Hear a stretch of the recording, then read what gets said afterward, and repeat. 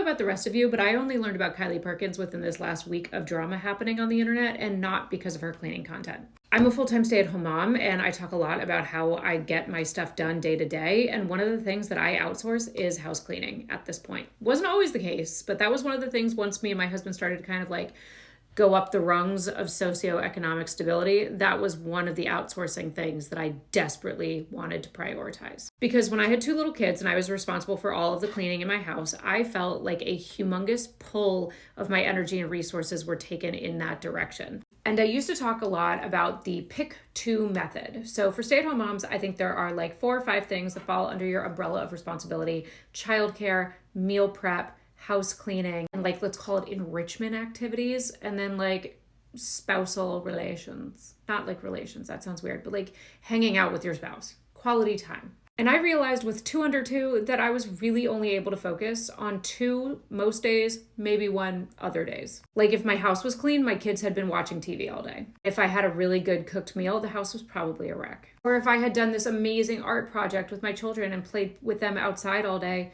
we probably ate snacks. And I realized after trial and error that that is absolutely okay.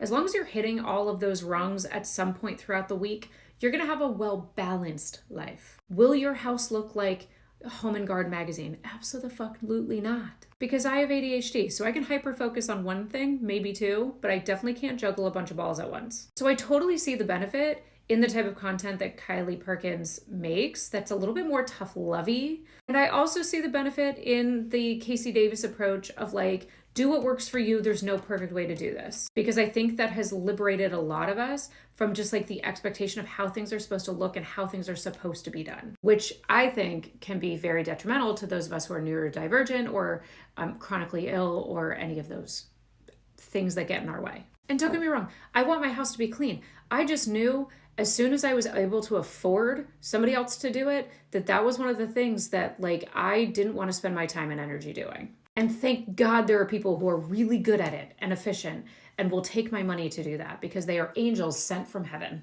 So I have more time to hang out with my kids, to homeschool now, to cook, or to fucking rest.